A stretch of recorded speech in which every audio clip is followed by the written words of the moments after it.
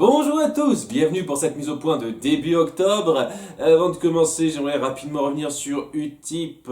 Comme je l'ai dit, j'ai eu confirmation la dernière fois, mais ils mettent un peu de temps à me répondre. Je leur en veux pas trop, j'imagine qu'il y a beaucoup de choses à gérer sur leur site et je suis pas un des grands pontes créateurs YouTube, donc mon cas doit attendre un petit peu pour eux. Donc j'ai pas encore de réponse précise sur comment mon compte va marcher. Vous m'excuserez pour ceux que ça intéresserait, sinon vous en avez rien à foutre et je comprends très bien, ce que vous voulez que je vous dise. Mais voilà, en plus de ça, depuis plusieurs jours, je suis un peu patraque. Si vous avez remarqué au dernier live que j'ai fait, j'ai été malade ce jour-ci. Et ça va mieux depuis, rassurez-vous, mais je suis quand même un petit peu patraque. À cause de ça, je peux toujours bosser, ça m'empêche pas d'enregistrer les vidéos comme vous le voyez, mais je me sens plus rapidement fatigué et donc je ralentis un tout petit peu mon travail. Et c'est pour cette raison que je tiens à m'excuser de ce qui va se passer ce mois-ci, parce que les vidéos sur Gravity Falls vont attendre un petit peu. Et quand je dis un petit peu, rassurez-vous, ça viendra ce mois, mais pas tout de suite, tout de suite. Vous en aurez un de moins que prévu ce mois-ci, ce sera donc en fin de mois, vous en aurez deux. Et après, ce sera le même rythme qu'il y avait pour les Herculogues. Seulement, voilà, à cause de ces petits soucis-là, il y a quelques petites choses qui ont été retardées, et donc... mais ça viendra, vous aurez ces vidéos dans pas longtemps, rassurez-vous. On commence donc le passage en revue des commentaires que j'ai reçus pour... les vidéos de ce mois-ci et on commence avec le gros morceau, celui qui a fait le plus réagir, Vaiana. C'est un film récent et assez populaire qui honnêtement casse pas la baraque pour moi parce que je vois rien dans le récit, dans la façon dont ce récit est présenté qui crie à une quelconque originalité, un quelconque renouveau du studio. C'est un film Disney qui reprend une formule bien établie, qui la reprend bien, mais pas de façon exceptionnelle. Et donc ça le rend bien sans plus. La chose pour laquelle j'aurais le plus de louanges à faire, ce serait son animation. Si je devais faire une liste des films animés Disney les plus visuellement somptueux, il serait sans conteste dans le top 10. Et je pense même qu'il y aurait de très très fortes chances qu'il soit dans le top 5. C'est vous dire à quel point c'est très bien foutu visuellement. Quand on compare, je sais pas, à Zootopie sorti la même année, je préfère Zootopie, mais visuellement parlant, seulement visuellement parlant, Vaiana est au-dessus, clairement, pour moi. Cela étant, c'est pas ce qui définit seulement un film pour moi, vous avez dû le remarquer depuis le temps, et oui, il y a pas mal de choses qui pour moi sont pas si extraordinaires que ça, et même qui m'emmerdent un petit peu. Alors, il y a eu tout un débat dans les commentaires là-dessus, avec d'un côté les gens qui haïssent le personnage comme moi, et les gens qui adorent ce personnage. C'est dingue. C'est comme Star Wars 8, soit on déteste, soit on adore, apparemment. Donc... ouais, ça fait un peu bizarre pour moi de voir autant de personnes défendre un personnage aussi simpliste. Mais je peux vaguement comprendre qu'on apprécie l'humour autour de Hey Hey, pas l'humour de Hey Hey, l'humour qu'on fait autour de lui. Ça vient des réactions des personnages qui réagissent un peu à sa connerie. Et certaines de ces réactions sont assez drôles. Certaines m'ont fait sourire, j'ai pas le nier. On m'a repris sur la légende de l'anguille et du cocotier. Alors je me doutais qu'il y avait une légende, que ça sortait pas complètement de nulle part, mais à nouveau faut voir ça par rapport à ce que crée le film. Je suis désolé de vous dire ça, mais oui, qu'est-ce que le film crée, quel cadre il instaure, quel univers il montre au spectateur, sans se dire « Ah, il faut impérativement connaître telle culture pour bien comprendre ça ». Parce que je suis désolé, moi ça me met à part direct. C'est un film pour une caste précise qui sait bien certaines choses, les autres qui sont pas dans la confidence, ils peuvent légèrement aller se faire voir, on les met à part. Enfin bon, je suis un peu méchant là, je sais qu'il y a certains films que j'ai appréciés parce qu'ils faisaient référence à des choses que moi je comprenais et que d'autres n'ont pas compris. C'est vrai, mais c'est souvent des films qui déjà reposent sur une franchise déjà existante. Quand je parle, je sais pas, de Final Fantasy Advance Children, si on n'a pas suivi le jeu vidéo de base, Final Fantasy VII... ouais, il y a beaucoup de choses qui se perdent, c'est clair, ça repose beaucoup sur ça, mais ça reprend une franchise déjà connue, c'est pour ça. Là, c'est juste, regardez, il faut que vous connaissiez bien cette culture pour que ça vous parle. Enfin, c'est ce qu'on dit, hein, parce que honnêtement, on m'a présenté donc la fameuse légende du roi Anguille, et je vais faire une version très courte. Donc en gros, il y a une princesse qui a été promise au roi Anguille, et la princesse s'est dit Bleh, un roi Anguille, c'est quoi cette connerie, je vais pas épouser ça. Et donc il y a Maui qui s'est interposé, et qui l'a donc pêché et tué, mais avant de crever, le roi Anguille, pour se venger, a dit « Ah, vous vouliez pas de moi, eh bien pour me venger, je vais me réincarner en quelque chose sur lequel tous ceux qui m'ont pas aimé poseront leurs lèvres, et ils me goûteront goulûment. » Et c'est pour ça qu'il a décidé de se réincarner en cocotier, et donc tous les cocotiers sont originaires de lui.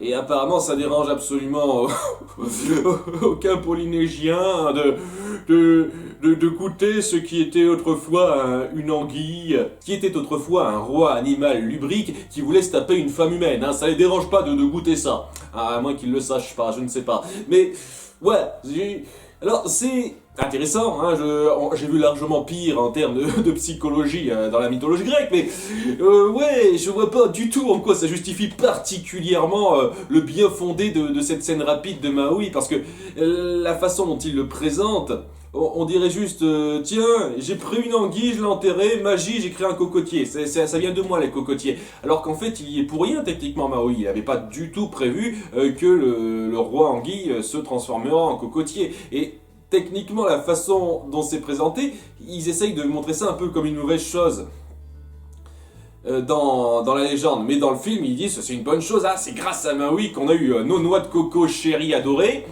Et ouais, non, c'est pas du tout la même mentalité, la façon dont c'est fait passer dans le film, que la façon dont c'est montré dans la légende. Donc, ça me fait doucement marrer les fans de la culture du coin qui disent « Oh, mais ça fait référence à une culture que j'aime bien. » Ouais, mais ça fait référence de façon insultante qui correspond pas du tout à l'esprit.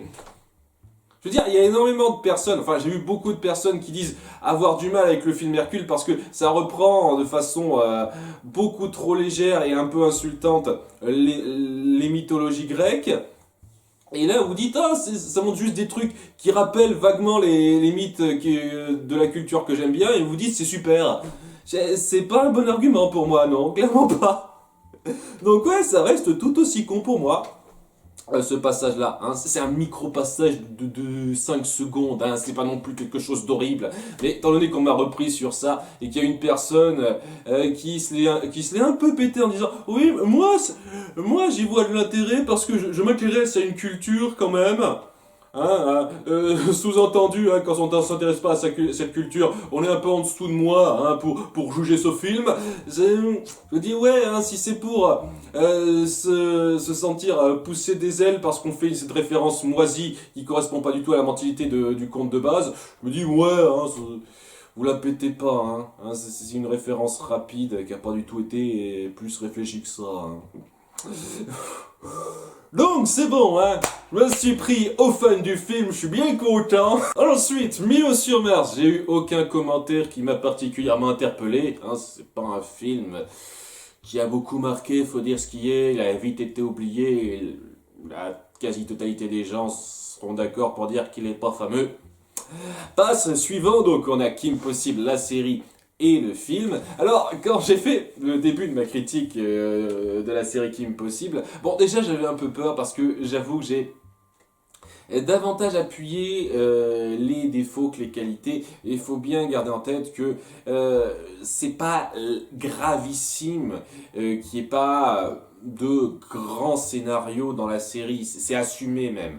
Ce que j'apprécie pas là-dedans, c'est que voilà, ça crée un genre qui, dès le départ, s'utilise comme prétexte pour mettre totalement de côté un élément qui pour moi est assez important dans une narration quand on veut faire passer quelque chose.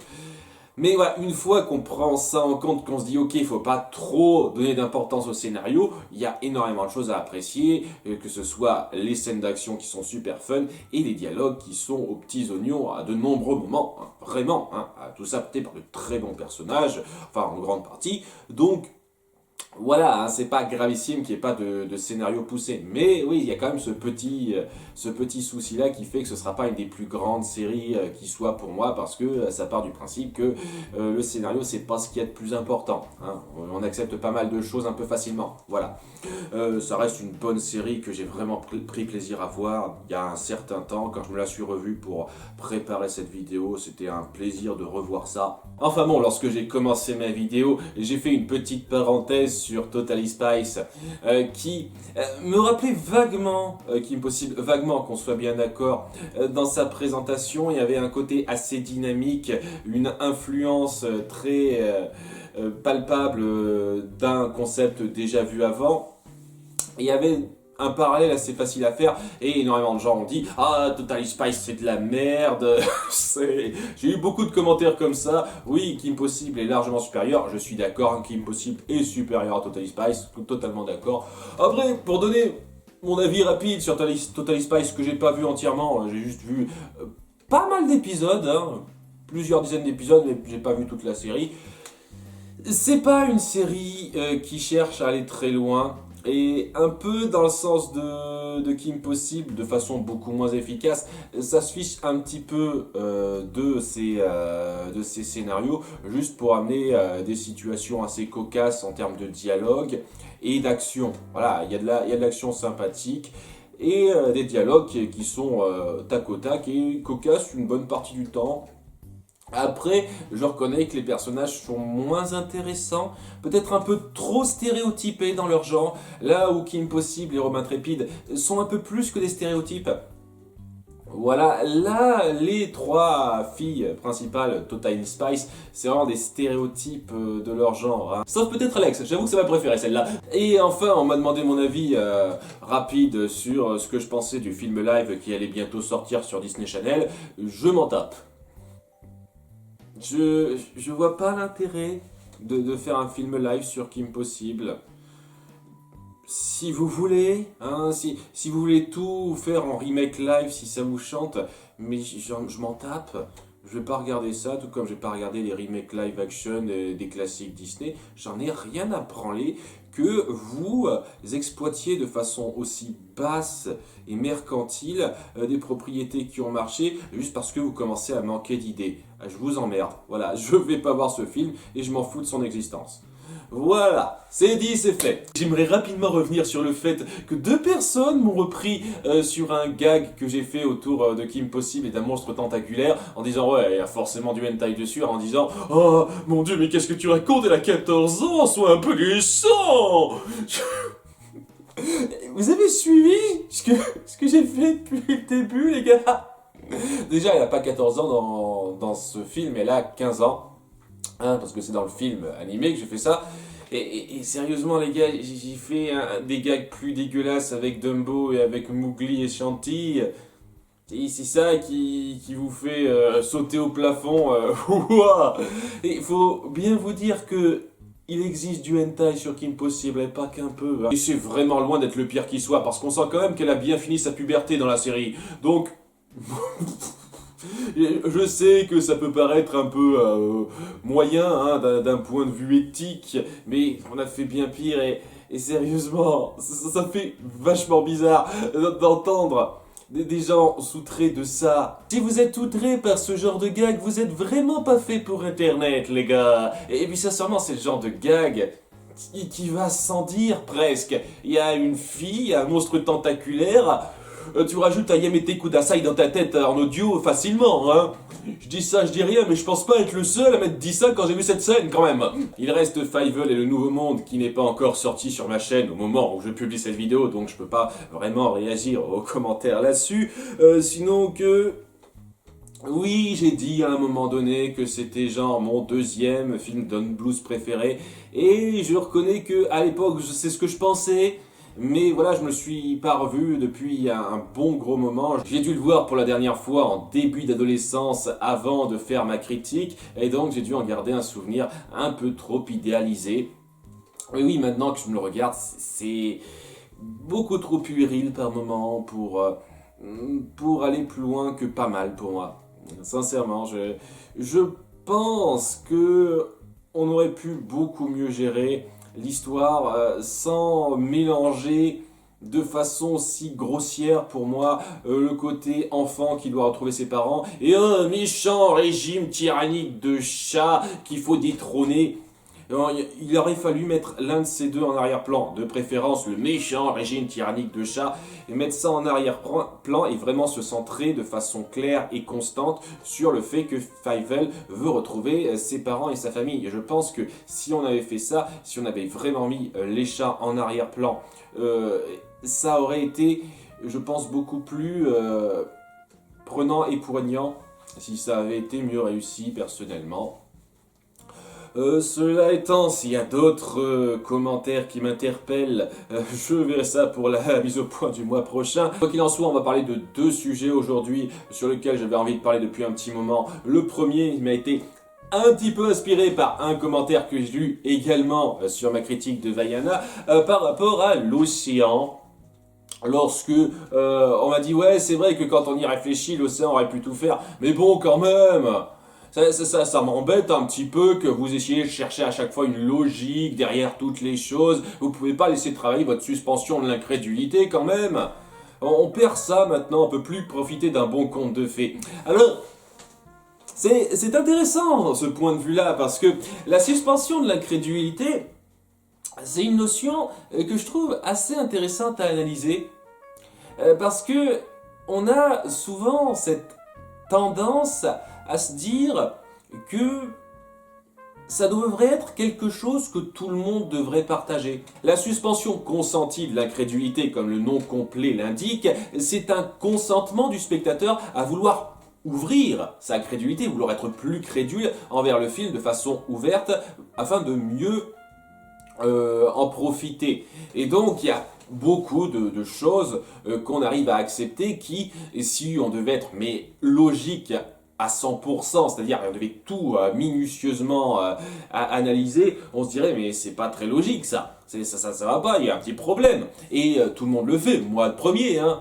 Qu'on soit bien d'accord, hein, je suis pas la personne qui va chipoter sur chaque micro-détail qui va pas, malgré l'impression que je peux donner, parce qu'il y a besoin d'accepter certaines conventions de narration dans le média, pas forcément seulement le cinéma, ça peut être n'importe quel autre média, qui nous permettra de vraiment profiter de l'œuvre et accepter quand même le fait que c'est une illusion à laquelle on accepte d'être pris.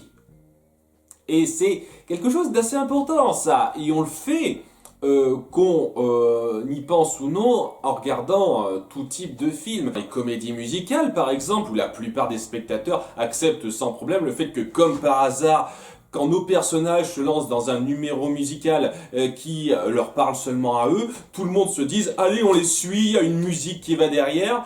Et en général, à quelques exceptions près, le spectateur se dit ok, code de la comédie musicale, même si ça n'a aucune logique. Même si on vivait dans un monde où les gens pouvaient se lancer dans la chanson, pourquoi lorsqu'un type se lance dans une chanson qui parle de sa vie, il y a tous les passants du coin qui se diraient « Ok, vas-y, on l'accompagne, c'est quoi ce délire ?» Bien entendu, personne ne le ferait dans la réalité, mais on l'accepte parce que c'est un code. Et il y a énormément de codes comme ça dans la comédie musicale qu'on accepte. Hein. Par exemple, le fait que deux personnes chantent à l'unisson alors qu'elles sont à distance, que ce soit dans Fievel par exemple, hein, on a ça, elles chantent à l'unisson en même temps, le même air, c'est dingue quand même, et pourtant on l'accepte. On va pas crier « Oh mon dieu, mais c'est pas logique, c'est n'importe quoi, ça tombe bien, dites donc !» Non, on l'accepte complètement, ça fait partie des conventions de la comédie musicale. Dans les films d'action, il y a énormément de choses qui sont chorégraphiées de façon pas du tout logique et pas du tout réaliste. Mais on l'accepte parce que ça crée un bon spectacle, et on vient pour voir un bon spectacle. On vient pas pour voir du combat réaliste. Parce que vraiment, voyez un combat réaliste. Vraiment, hein, deux types qui se castagnent de façon complètement impromptue, et vous verrez que ça n'a rien d'aussi joli que ce qu'on voit. Hein. Rien d'aussi joli que ce qu'on voit dans la plupart des films d'action. C'est normal. C'est normal.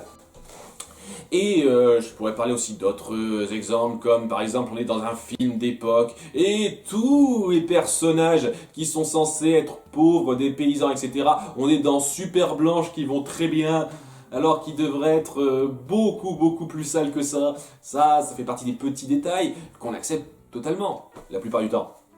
On peut aussi parler de pas mal de films d'époque où tout le monde parle l'anglais ou le français, enfin notre langue à nous, et ça fait tiquer personne parce que voilà, c'est plus pratique. Je sais qu'il y a des gens qui ont un peu de problème avec ça, j'ai eu l'occasion de voir quelques vidéos qui se sont dit « Ouais, je trouve ça un peu bête de montrer un film d'époque où ils parlent pas la langue de l'époque ».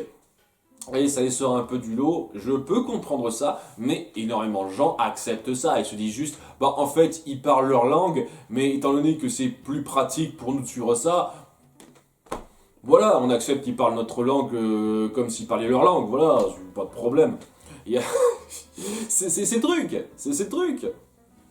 Et il y a beaucoup de choses qu'on accepte comme ça. C'est ça la suspension de l'incrédulité. Faut pas croire une seule seconde que c'est juste des logiques de scénario de base qu'on accepte comme ça. C'est des conventions de mise en scène pour que la narration passe bien, pour que ce soit fluide, pour que le spectateur soit pris dedans. Et c'est ce genre de choses qu'on accepte avec notre suspension de l'incrédulité. Après, il y a certaines personnes qui accepteront plus facilement certaines choses que d'autres. Certaines, je trouve, qui vont accepter trop facilement beaucoup de choses. C'est un peu le problème que j'ai depuis quelques temps avec le spectateur lambda et pas mal de films populaires récents, c'est-à-dire qu'on en a quasiment plus rien à foutre de comment les choses sont censées marcher, de la logique de réflexion des personnages, de la cohérence d'un univers. On veut juste passer des bons moments et on fait juste gaffe aux instants présents, à la manipulation du film, sans faire gaffe au fait s'il a, oui ou non, fait gaffe à une cohésion, une cohérence dans son univers, parce qu'on peut bien se reposer sur certaines conventions, certaines facilités pour bien faire passer le média. Il y a quand même certains moments où il faut, pour moi, prendre le spectateur pour quelqu'un d'intelligent et se dire « Ok, on crée un univers qui a du sens, des personnages qui sont logiques dans leurs actions et des choses qui marchent de façon un peu amenée, logique, cohérente, continue tout le long. Il y a ça à prendre en compte.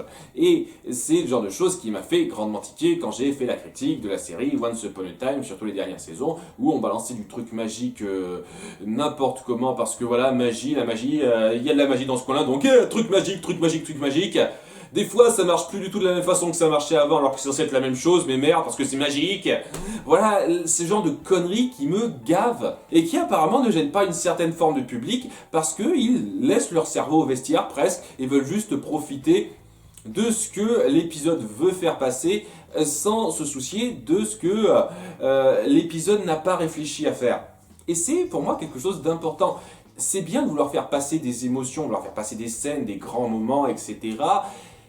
Mais pour moi, il faut quand même réfléchir à comment tout ça doit se goupiller. Même si on doit se reposer sur certaines conventions qu'on acceptera, il y a un travail de réflexion à faire. Parce que c'est super facile de s'imaginer des grandes scènes, super facile de s'imaginer des grands moments de personnages. Je suis sûr que vous-même, si vous faites travailler votre imagination, n'importe lequel d'entre vous, vous pouvez vous imaginer des moments forts. Seulement, ces moments forts, il faut qu'ils soient amenés. Il faut créer un univers, il faut créer une suite logique d'événements qui vont amener ce moment fort. Parce que sinon, ce moment fort n'aura pas du tout le même poids, il n'aura pas de légitimité réelle, parce que ce sera juste une idée rapide qu'on n'a pas su étayer. Et c'est le problème que j'ai lorsque on veut créer ces moments magiques avec l'océan dans Vaiana, parce que voilà, hein, on revient à ça. C'est cool les moments que l'océan apporte. Seulement, vous n'avez pas réfléchi de façon super claire, super posée à comment cet océan s'imbrique un petit peu là-dedans. Vous n'avez pas essayé de donner une explication claire, pas forcément directe, même indirecte ça aurait suffi, sur ce qu'il peut faire, ce qu'il ne peut pas faire, ses intentions réelles, vous ne le faites pas. Et ça me gonfle que de savoir qu'il y aura forcément des personnes qui viendront dire «Oh mais c'est normal, ils nous gardent le mystère, c'est pour laisser la liberté aux spectateurs de trouver ça». J'en ai tellement marre de cet argument de merde. Oui, on veut pas se faire chier à donner une excuse, une explication à comment notre truc marche. On va laisser aux spectateurs le choix de le faire. Ça sera à eux de s'en charger parce que voilà, oh, on est une œuvre tellement ouverte. Non, vous n'êtes pas une œuvre ouverte, vous êtes une œuvre feignasse. Voilà, c'est tout ce que j'ai à dire. Alors, je sais pas exactement comment ça marche, le rôle de l'océan dans la culture hawaïenne. J'ai pas eu de, on m'a pas donné de précision dans les commentaires là-dessus. Alors, on m'a donné des précisions sur le mythe du roi anguille et du cocotier, mais pas sur ça. On m'a pas particulièrement dit comment l'océan fonctionnait dans la mythologie polynésienne. Je n'ai pas eu ça. Alors peut-être parce que les gens n'y ont pas pensé, ou peut-être parce qu'il a apparemment de rôle, j'en sais rien.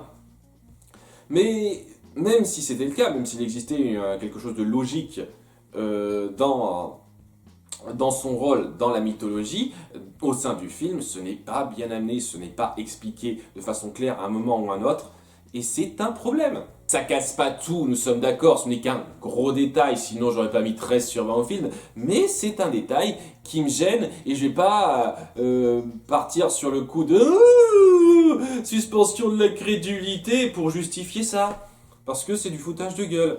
Hein, et surtout pas par rapport à l'excuse, mais c'est un conte de fées. Dans un conte de fées, on doit être beaucoup plus... voilà, hein, on doit laisser passer beaucoup plus de trucs. Parce que oui, ça c'est un truc qui fait que vraiment, je me suis moqué des contes de fées par rapport à ça, mais sérieusement, je le pense, le conte de fées, c'est un sous-genre de narration pour moi.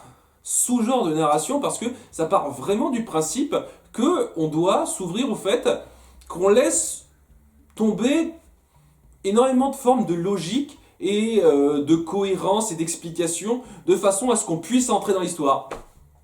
Voilà, donc dès le début, dire laissez tomber ça, laissez tomber ça, laissez tomber ça. Si vous le faites, vous pourrez suivre notre histoire. Si vous êtes perturbé par ça, c'est pas de notre faute, c'est de la vôtre, parce que vous n'avez pas eu l'esprit assez ouvert pour laisser tomber ces notions de logique qui, en règle générale, sont assez importantes dans la vie.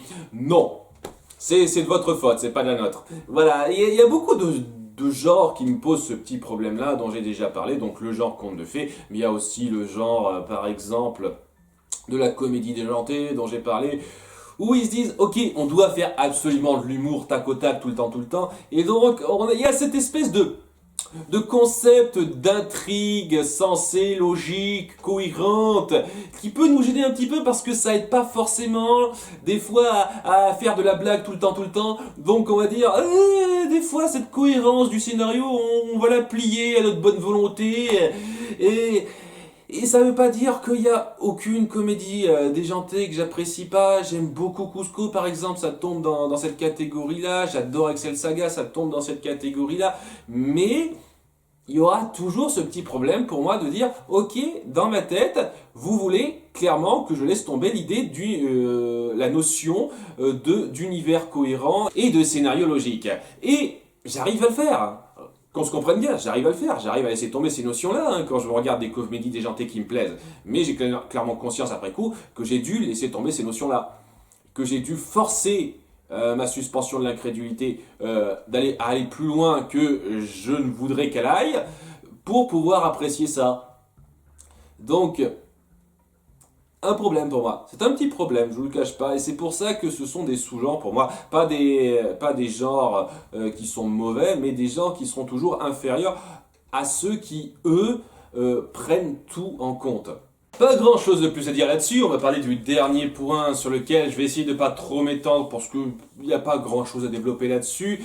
J'ai reçu un commentaire il y a un certain temps d'une seule personne, à nouveau, il faut vraiment que je précise ça, la grande majorité des commentaires sont super sympas, des gens qui font de l'argumentation avancée, bien poussée, j'aime ça. J'aime la plupart de vos commentaires, je suis super content de les voir. Après, j'ai pas grand chose à rebondir là-dessus, c'est ça le truc. À part pour dire, j'aime vos commentaires, la grande majorité, la quasi-totalité de vos commentaires. Il y a juste des commentaires qui m'interpellent et je suis plus souvent interpellé par les commentaires. qui sont un peu négatifs. Vous m'excuserez à nouveau, hein, c'est moi. Je vous promets, un de ces quatre, je vais vraiment essayer de faire une mise au point axée sur le positif, hein, histoire de pas non plus me centrer que sur ça. Mais bon, le fait est que j'ai eu un commentaire une fois sur un Disney Feel autour d'un film que j'ai apprécié, mais sur lequel j'avais pas mal de mauvais points à dire, qui a dit j'aime bien la vidéo, dommage qu'il y ait de la mauvaise foi. C'est tout, hein, il n'y a pas dit plus que ça, le type. Et ouais, ça m'a rappelé un petit peu ce que j'avais dit sur d'autres commentaires. Vous savez, argument massu, comme c'est une Marissou, donc elle est nulle comme personnage, si vous l'aimez vous êtes con, hein, c'est pas ce que ça sous-entend, ou l'argument elle t'es pas objectif. Voilà, t'as donné un avis qui est en désaccord avec le mien, t'es pas objectif. Et ben c'est même principe, la mauvaise foi, c'est le même genre d'argument massu pour contredire quelqu'un avec qui on n'est pas d'accord sans avoir d'argument en fait, hein, c'est juste histoire de dire je suis pas d'accord avec toi, t'es pas objectif, et c'est surtout de la mauvaise foi. Voilà. Et ouais, j'ai toujours détesté ça, parce que la mauvaise foi, ça existe. Hein, c'est se complaire à continuer à défendre un point de vue qu'on sait faux, en fait. Et ça, j'ai jamais fait ça. Sérieusement, j'ai jamais fait ça. Et ça m'est arrivé de tricher un petit peu en accentuant des fois des points négatifs dans 2-3 Herculogues, histoire d'avoir, vous savez, une espèce de rythme effréné dans ma comédie, histoire de dire ah je me plains de ci, je me plains de ça, voilà. C'est un peu ça, mais en règle générale, j'évite vraiment de faire ça. J'essaye vraiment de dire ce que je pense vraiment, de donner des arguments qui correspondent vraiment à ce que je pense, sauf quand c'est du chipotage. Mais bon, faut essayer vraiment de faire gaffe à quand je fais du chipotage et à quand j'en fais pas. Hein. Il y a énormément de films dans lesquels je fais du chipotage. Et à ce moment-là, il ne faut pas prendre ça comme une grande critique légitime, c'est juste du chipotage, quoi. C'est une petite pique rapide, mignonnette. Des fois, je me plante, et je reviendrai sur les moments où je me plante, parce que je suis loin d'être parfait, il m'arrive de dire des conneries, je suis totalement d'accord, mais il y a une différence entre dire des conneries et être de mauvaise foi.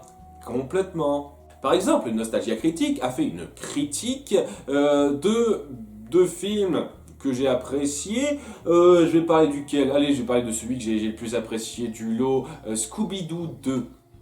Voilà, un film que je trouve tout à fait correct, sympa, vraiment, et qui est parti sur des délires avec lesquels je n'accroche pas, mais alors pas du tout. Vraiment pas. Il est parti sur des interprétations qui sont complètement erronées pour moi, et qui n'avaient aucun sens. Ce n'étaient pas des vraies critiques. Bon, il avait quand même de bons moments d'humour qui ont fait que j'ai un peu apprécié, mais c'est clairement pas sa meilleure critique pour moi. Et je n'irai pas jusqu'à dire que c'était de la mauvaise foi. C'est juste qu'il est parti sur une interprétation faussée. Mais je pense qu'il était sincère dans son interprétation, il pensait sincèrement ce qu'il disait. Dans une autre critique, quand il comprend pas pourquoi un personnage pleure parce qu'on épluche un oignon sous ses yeux, je trouve ça très con de sa part de pas savoir que quand on épluche un oignon, ça nous fait pleurer.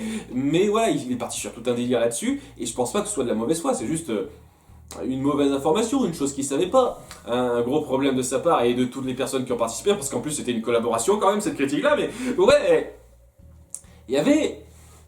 Et c'est pas parce que c'est de la mauvaise critique, c'est pas parce que c'est erroné à certains points que ça veut dire qu'il est de mauvaise foi, qu'il cherche à tout prix à dire du mal de la chose, à camper sur ses positions, etc., etc.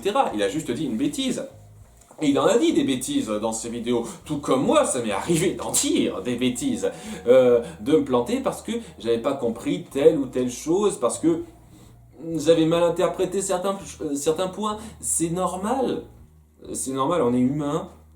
J'ai pas fait d'études de cinéma personnellement, et le Nostalgia Critique comme moi, on a ce rythme un peu effréné qu'on s'est forcé à avoir de critiquer un film par semaine. Quand on critique un film par semaine, on est obligé d'obéir à des horaires et on ne peut pas se permettre de passer des heures et des heures à analyser en détail chaque morceau du film, à réfléchir en détail à chaque micro-truc, à chaque signification que pourrait contenir à chaque moment du film. C'est impossible. Encore pire quand c'est une série.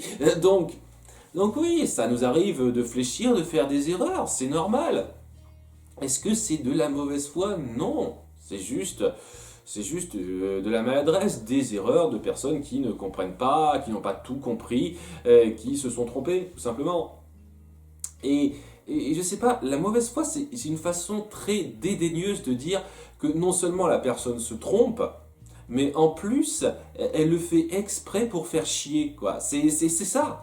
Elle fait exprès de se tromper et dire des conneries pour être réac et pour faire chier les personnes qui sont pas du même avis.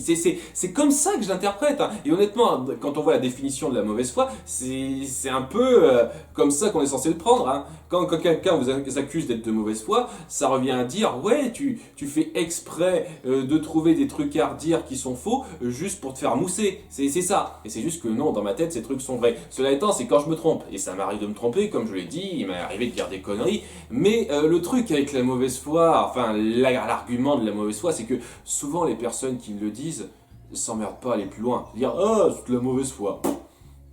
En quoi c'est de la mauvaise foi? Où est-ce qu'il se trompe en fait le type? Tu peux me le dire? Tu peux dire en quoi c'est de la mauvaise foi exactement? Est-ce que tu sais ce que c'est que la mauvaise foi? T'es allé voir la définition de la mauvaise foi?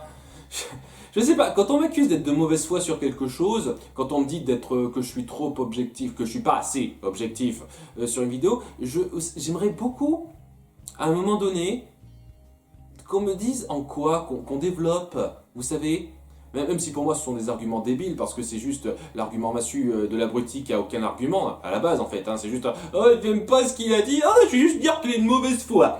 C'est quasiment ça, hein, j'ai envie de dire. Hein.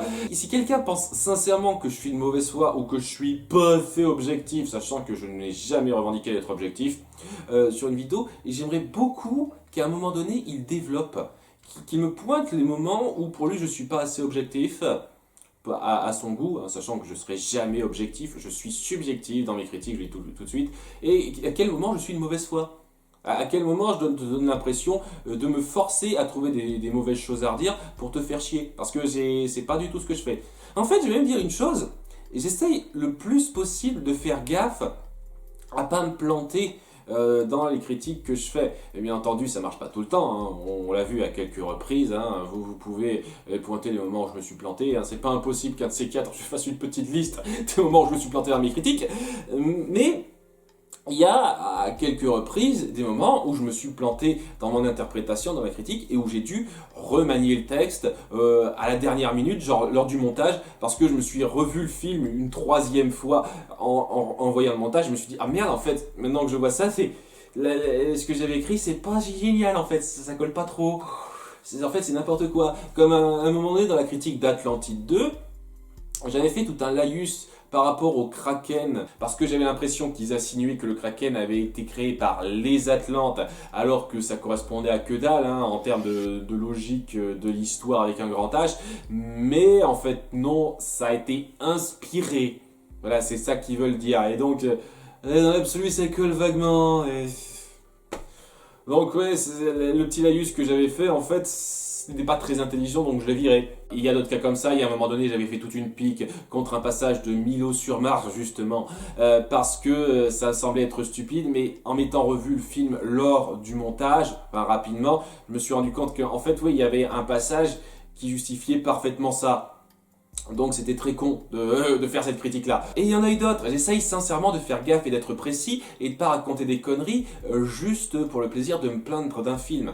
Je n'aime pas un film, jamais j'irai trouver des excuses faussées en interprétant mal exprès un passage du film pour aller dans mon sens. Et qu'on soit bien d'accord, je suis sûr qu'il existe certains critiques qui font preuve de mauvaise foi. Ne serait-ce que CinemaSins dont j'ai déjà parlé, ceux qui font Everything Wrong With, où il essaye de lister vraiment tous les défauts, tous les petits trucs, tous les petits chipotages qu'ils pourraient trouver à redire sur un film, où ils sont tellement obnubilés par le fait de trouver des trucs à redire et qui tordent un petit peu leur logique de façon à tout interpréter mal presque. Bon, j'exagère un petit peu, c'est pas tout à fait le cas, mais il y a vraiment ce petit truc qu'on ressent dans pas mal de critiques de CinemaSins depuis quelques temps. Alors qu'au début, ils faisaient des vidéos beaucoup plus courtes et qui étaient plus pertinentes, je trouve. Ils ont voulu en faire trop, je pense. C'est un petit souci. Cela étant, je pense que la plupart des critiques ne partent pas exprès dans le négatif, juste pour faire du négatif, c'est juste qu'ils ont un mode de réflexion qui, parfois, se plante, qui parfois a des ratés, et ça arrive à tout le monde, et ça leur arrive de se tromper. Et au passage, juste une chose, parce que c'est quelque chose que je vois beaucoup être dit lorsqu'on fait une critique négative de telle ou telle chose, par contre, c'est jamais dit quand quelqu'un fait une critique positive, alors que ça peut très bien se faire. On peut très bien être de mauvaise foi pour dire que quelque chose est bien. On peut très bien se forcer à trouver des points positifs qui n'en sont pas, etc. Mais ça, jamais, jamais vous verrez une seule personne dire de quelqu'un qui dit que quelque chose est bien, qu'il est de mauvaise foi. Jamais vous le verrez ça. Hein, parce que c'est toujours un défaut, une tare qu'ont ceux qui se permettent, qui osent être négatifs, qui ont droit. C'est comme les gens qui ne sont pas assez objectifs. En général, les gens qui sont pas assez objectifs sont en général des personnes qui osent dire du mal d'un film que les gens ont tendance à apprécier. Vous voyez, hein, c'est ça, hein, pas assez objectif. Hein, c'est pour ça que je tenais à en parler rapidement de l'argument de la mauvaise foi qui pour moi vaut pas grand chose quand on les taille pas, tout simplement. Et quand quelqu'un se trompe ou part vers une critique qui vous plaît pas parce que vous ressentez pas comme ça, voyez vraiment pas ça automatiquement comme de la mauvaise foi. Voyez ça juste comme une interprétation différente ou quelqu'un qui a juste pas très bien interprété une chose. C'est tout, c'est pas forcément de la mauvaise foi. Bon, ça se termine là, merci d'avoir regardé. Je récapitule un peu ce que vous aurez ce mois-ci. L'arrivée des vidéos sur Gravity Falls. Rassurez-vous, ça viendra un petit peu plus tard que prévu. J'espérais vraiment vous donner ça assez tôt ce mois-ci, mais il y a eu quelques retards, mais rassurez-vous, ça viendra. Je compte vous faire une nouvelle mise au point HS, un top 15 un peu à part, que j'avais en tête depuis quelques temps et qui m'a été demandé à quelques reprises. Donc ce sera fait durant ce mois-ci, normalement. Et c'est parti durant les 2 prochains mois pour la franchise Clochette. Wouh! À très bientôt. Au revoir.